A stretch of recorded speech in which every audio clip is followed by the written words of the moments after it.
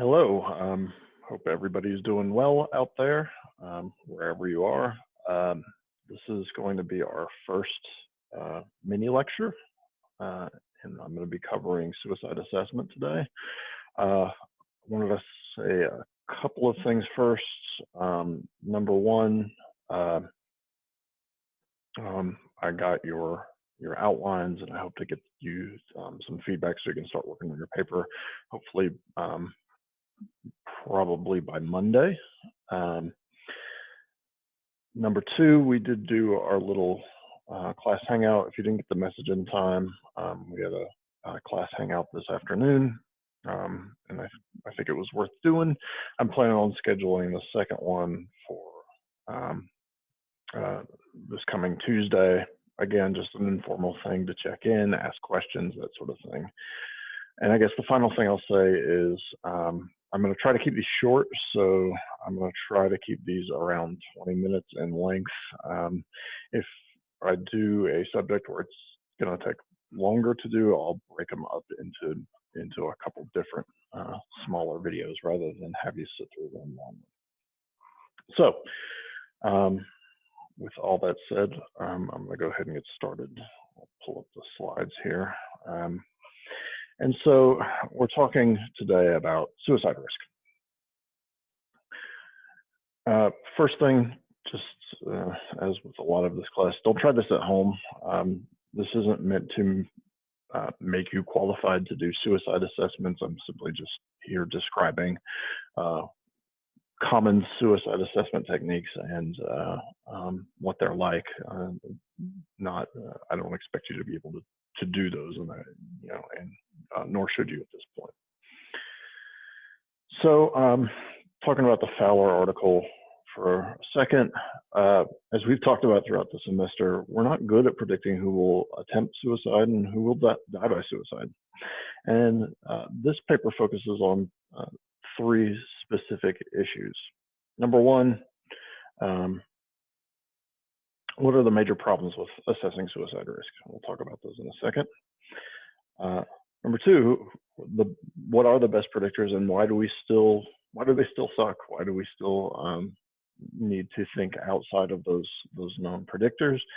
And then knowing all this, what are we supposed to do as clinicians? So we know we're not good at it, but does that mean we shouldn't do it? Well, probably not. So we'll talk about some of kind of what the clinical world has settled on in light of these data.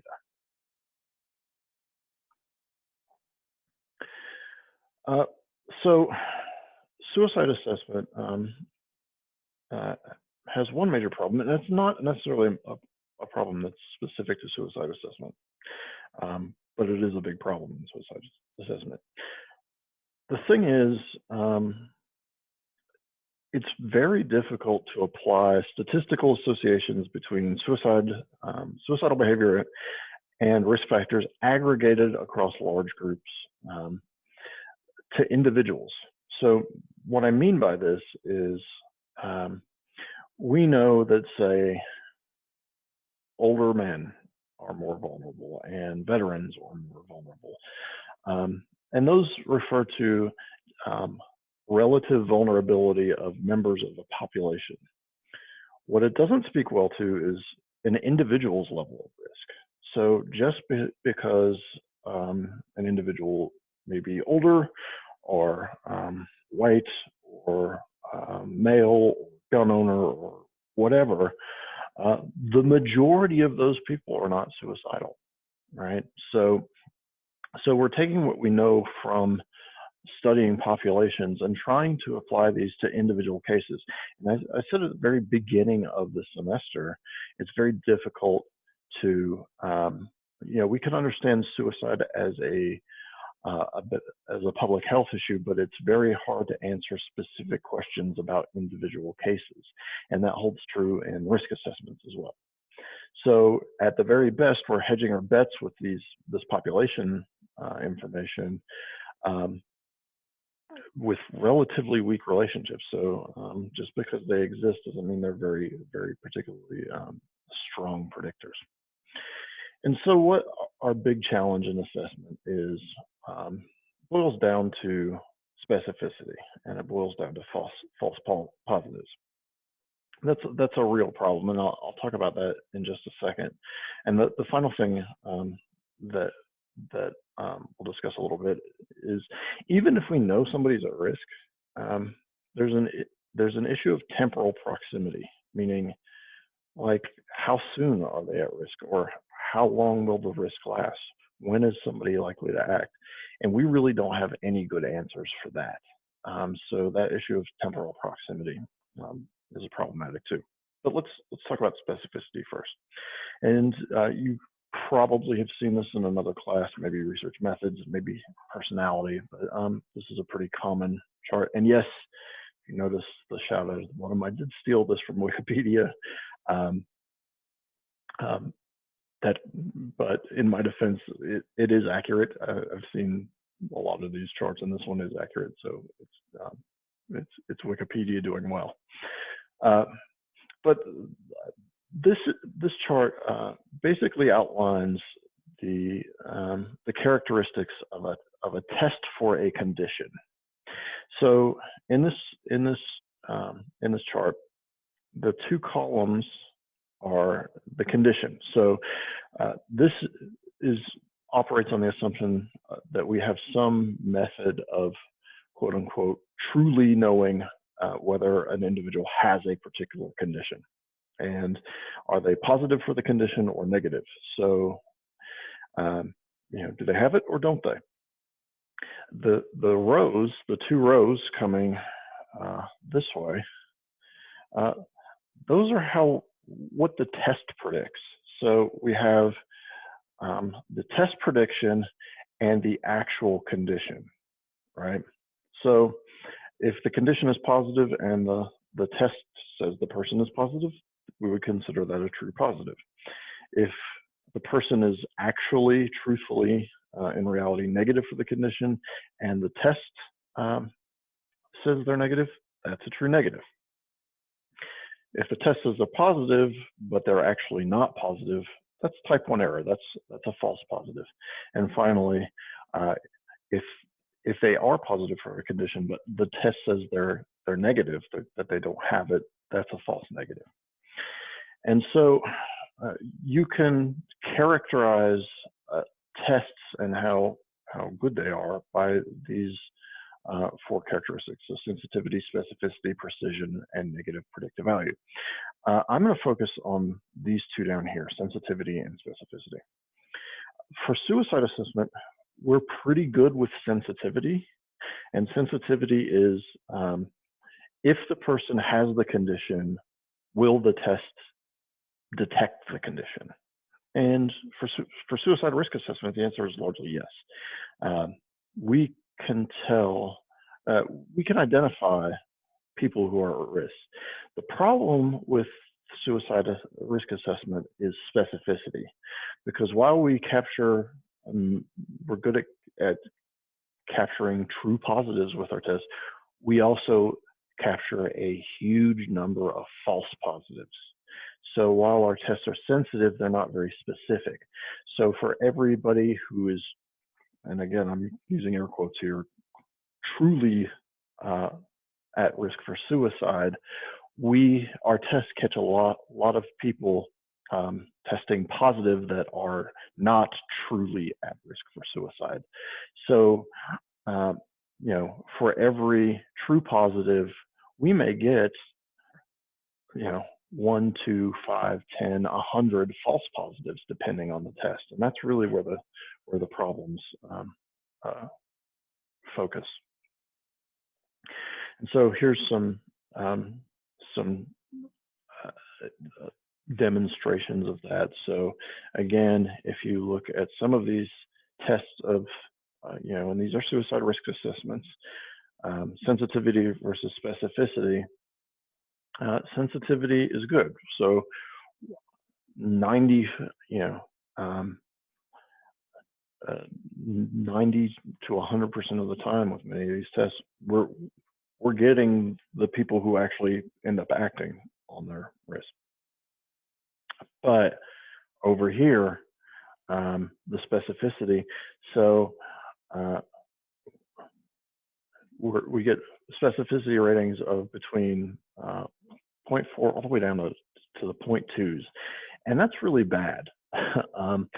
So what that means is less than half of the people that test positive are actually positive. In fact, you know, even our best, and these are the best things we have. You know, most people who test positive aren't actually don't actually have, quote unquote, again, true risk. And you might wonder, like, why are the modern studies even worse? I mean, the sensitivity is still good, but the specificity is really, really poor. Well, it has to do with what criteria were used to judge true risk. And so these more recent studies are a little more stringent in terms of what constitutes risk. So the bar is higher here, it's a little bit lower. Point being, the specificity of these assessments are pretty poor. And so again, these were charts from your reading from the Fowler article. And as we've talked about, most of even our best predictors of suicide risk have a pretty high risk of generating false positives. So as I mentioned, most people who attempt suicide once and survive won't attempt again. So 20–25% will make a second attempt, which means 75–80% won't. So if you just look at that, that leads to a lot of false positives. Same with psychiatric diagnosis, severity, pretty much a lot of things, and particularly demographic variables. What about more proximal risk, so immediate risk? Here, and I talked about this, thankfully we got to talk about this a little bit before we stopped having class. There's some new ways to try to get at this, and one that's been pretty successful is implicit measures assessing risk, and those seem to have a good bit of promise in terms of being more specific kinds of tests. But even still, we're not. It's hard to know when people are even at imminent risk, at immediate risk, and when there's that we should be acting now to keep this person safe. I will say, it's on the slides, but another promising frontier is machine learning. So using these very complicated algorithms that can handle 20, 30, 40, 50 variables at a time in complex interactions, and using that computing power to try to measure risk. Another question here is,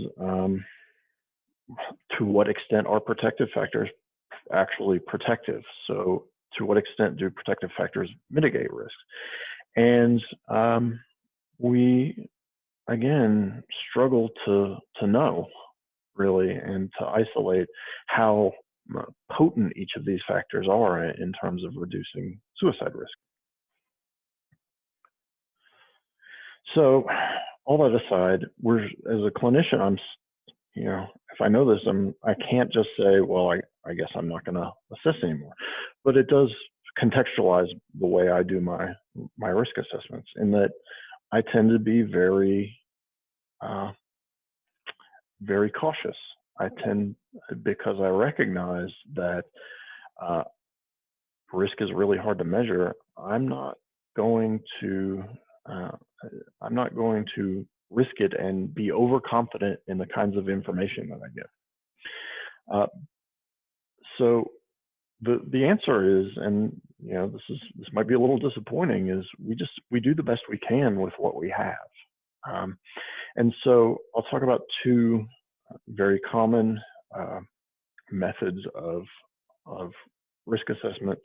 One is safety, and the second is the the Columbia system, and we'll look at the Columbia Suicide Severity Rating Scale, but the Columbia group has a whole bunch of different assessments for different settings and different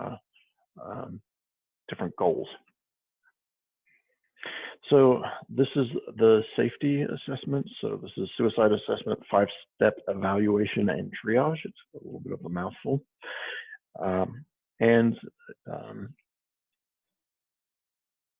I'll go ahead and go to this one. So the 5 steps are as follows.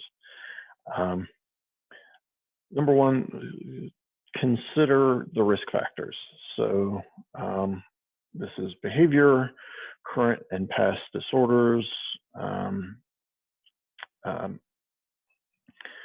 symptoms, history, stressors, all of the things that we've talked about during the course of the semester as risk factors, and also access to firearms. Though I will note, this doesn't get a lot of play, and this is one of the major criticisms I have for safety is that, you know, the more we understand how means play a role in risk, this really becomes front and center. The second step is to consider protective factors, so both internal and external. So internal factors are things like problem-solving abilities, coping strategies, religious beliefs, emotion regulation, things like that. External is you know, social support, connectedness, particularly connectedness to family, even pets can be important, those sorts of things. The third step is to do the actual inquiry. And this is a pretty traditional approach. So ideation, plan, behaviors, intent. So are you thinking about it? Do you have some idea how you might do it? Have you done anything to prepare? Have you had past attempts? Have you rehearsed anything? Have you engaged in self-injury? So what have you actually done in service of this? And then intent, which of course we talked about this in a couple of past classes, very hard to assess, but we still generally do ask the question. You know, to what extent do you think you would carry this out within the next week, 2 weeks, month? How, you know, some people phrase it, and this isn't my favorite, but some people phrase it as how serious are you about doing this? And then 4, you use this information to assign a risk level, which granted makes me a little uncomfortable. I think a lot of times these are for more to comfort clinicians than they reflect reality. So are they high risk, moderate risk, or low risk? And it's very hard and a little bit arbitrary making those categorizations. And then finally, you document. You rate the risk. You give a rationale for your rating, and then you develop a treatment plan. This is the Columbia. So this, again, it's not radically different than what I had just showed you with the safety method. This one I like a little bit better. It's pretty straightforward. And this is actually a screening version. There's a much more in-depth one that's available to do a step-by-step that also, asks about access to lethal means and those sorts of things. I do think they could add a little bit more in here about lethal means, but again, that's the drum I beat on all the time. But it's a way that to help guide a clinician through a series of questions to make sure they cover all the bases. So the first question up here is nihilistic thinking, wish to be dead. then have you thought about killing yourself? Have you thought about method? Have you had the intention of acting on these thoughts or these plans? Um, um, have you worked out the details? So a more detailed plan may suggest greater risk. And then behaviors, have you done anything? Have you rehearsed? Have you started preparing? You know, attempting to obtain a firearm, amassing medications, those things. And here's an even, and you take this information, and again, what they recommend doing is sort of categorizing by risk. And again, that makes me a little uncomfortable. So, yellow is the least amount of risk here. If you're doing this, they're at some risk. So that's why it's not green. In no situation do we think, oh, well, they probably have zero risk, because there's no such thing as zero risk. Then sort of a intermediate risk level if they've thought about plan, and then higher risk if they endorse intent or have worked out details. Also higher risk if there's a recent suicide-related behaviors, so past 3 months, and then intermediate if it's longer than that. Again, these are pretty arbitrary cutoff points.